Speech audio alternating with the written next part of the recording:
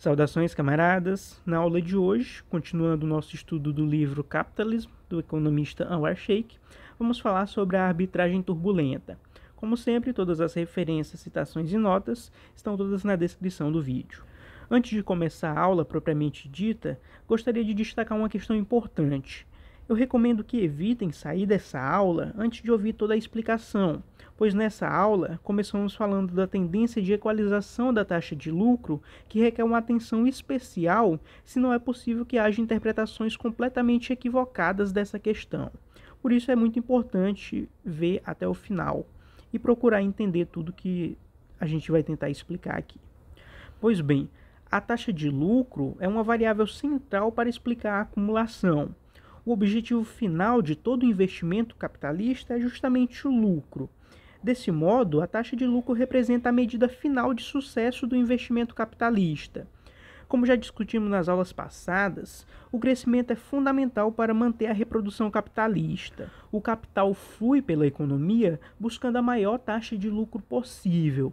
Se, por exemplo, as taxas de lucro setoriais foram muito diferentes, o novo capital, e atenção nesse novo, tenderá a fluir mais rapidamente para os setores com maior taxa de lucro, com a taxa de lucro acima da média. Enquanto os setores com menores taxas de lucro, o capital flui mais lentamente. E Sheikh destaca que é importante não confundir a entrada e saída de capital com a aceleração e desaceleração com que os novos capitais vão para determinados setores em função das suas diferentes taxas de lucro. Nos setores em que o novo capital flui com maior rapidez, ou seja, os setores com taxa de lucro acima da média, a entrada mais rápida do novo capital gera um aumento da oferta em relação à demanda, reduzindo assim os preços e os lucros nesse setor em questão. Por outro lado, nos setores em que o novo capital flui mais lentamente, ou seja, os setores com uma menor taxa de lucro, o efeito será o oposto. Desse modo, a busca pelos maiores lucros possíveis tende a diminuir as taxas de lucro altas e aumentar as baixas. Assim, surge a tendência de equalização da taxa de lucro entre os setores econômicos. Mas essa tendência de equalização só se dá em relação ao novo capital, e não sobre todas as gerações de capital no período em questão. Como explica Sheikh, uma taxa de lucro aproximadamente equalizada é uma propriedade emergente, não é desejada por ninguém, mas é imposta a todos. É preciso ter cuidado ao analisar essa tendência de equalização de taxa de lucro para evitar interpretações equivocadas. É preciso analisar algumas características desse processo de arbitragem. Como explica o professor Anwar Sheikh, em primeiro lugar, o movimento é constante, com as taxas de lucro sempre ultrapassando e ficando aquém de seus centros de gravidade em constante mudança. Nunca há um estado de equilíbrio, mas sim um balanço médio alcançado através de erros perpetualmente compensados. Isso caracteriza uma arbitragem turbulenta, marcada por flutuações recorrentes.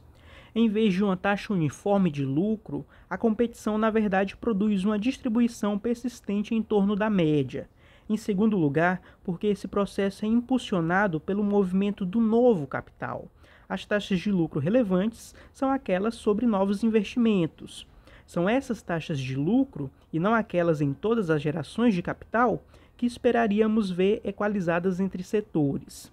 Esse trecho aqui é fundamental, pois mostra que, diferentemente do que muita gente pensa, a tendência de equalização da taxa de lucro não converge para uma taxa uniforme de lucro, mas sim uma distribuição persistente em torno da média, como explica o professor. Vejamos então a figura 2.12, que mostra as taxas médias de lucro na manufatura dos Estados Unidos de 1960 a 1989. A linha mais grossa representa a taxa média de lucro na manufatura como um todo.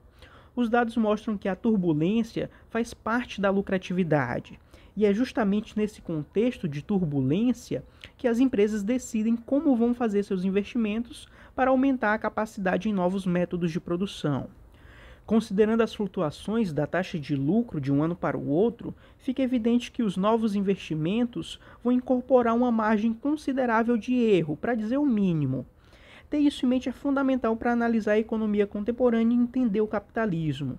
E é por isso que o Anwar Sheikh defende a utilização da competição real, da teoria da competição real, em vez da competição perfeita, como um ponto de partida para analisar as mudanças técnicas no capitalismo. A teoria da competição real será discutida melhor quando chegarmos à parte 2 do livro, que engloba do capítulo 7 ao capítulo 11. Como já explicado, a tendência de equalização da taxa de lucro se dá sobre os novos capitais e não sobre todas as gerações passadas de capitais. Na nossa figura 2.12, nós temos a taxa de lucro sobre todas as gerações de capitais no período em questão, e por isso é possível ver taxas de lucro que se mantêm diferentes ao longo do tempo. A questão que surge é: como podemos explicar essas diferenças persistentes na taxa de lucro entre esses setores? Bom, as explicações mais comuns para esse tipo de questão é atribuir essa diferença persistente das taxas de lucro à junção de dois fatores. Primeiro, prêmios de risco. Você provavelmente já ouviu que quanto maior o risco, maior a lucratividade, maior o retorno. Virou até um senso comum isso, né?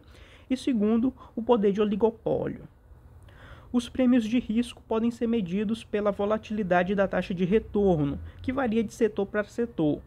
A teoria econômica defende que quanto maior o risco intrínseco de determinado setor, maior será a sua taxa de lucro. E o poder de oligopólio surge basicamente quando temos poucas empresas que controlam uma grande fatia de mercado, possibilitando com que elas fixem seu preço de modo a ampliar sua margem de lucro acima do que seria se tivéssemos uma competição perfeita, por exemplo, ou seja, acima da taxa de lucro normal. Outra questão que potencializa o poder de oligopólio é o fato de que as empresas oligopolistas evitam competir via preços, ou seja, possibilitando mais ainda fixar seus preços de modo a ampliar sua margem de lucro. Vejamos então a figura 2.13, que mostra as taxas incrementais de lucro na manufatura dos Estados Unidos de 1960 a 1989. Aqui estamos tratando das taxas de lucro dos novos investimentos, também chamado de taxa de retorno incremental sobre o capital. A mensuração dessa taxa pode ser calculada pela divisão da variação dos lucros brutos pelo investimento bruto do ano anterior. A taxa média de lucro pode ser calculada pela fórmula R é igual a P sobre K, tal que R é a taxa média de lucro, P é o lucro e K o estoque de capital. Já a taxa incremental de lucro é dado por R igual a ΔP sobre ΔK, ou seja, a taxa incremental de lucro R é igual à variação de P, a variação dos lucros, sobre a variação de K, a variação do estoque de capital. Um dos problemas centrais no cálculo da taxa de lucro é a necessidade de estimativas do estoque de capital, que possuem uma série de problemas, que serão melhor discutidos no capítulo 6 do livro, que fala sobre capital e lucro, e também no apêndice 6.5, que trata justamente da mensuração do estoque de capital. Para evitar todos os problemas das estimativas do estoque de capital, Sheikh sugere medir a taxa incremental de lucro através da fórmula R é igual a ΔPG sobre ΔIG menos 1, sendo R a taxa incremental de lucro, PG os lucros brutos de depreciação e IG o investimento bruto. E, portanto, ΔPG vai ser a variação dos lucros brutos de depreciação e ΔIG vai ser a variação do investimento bruto.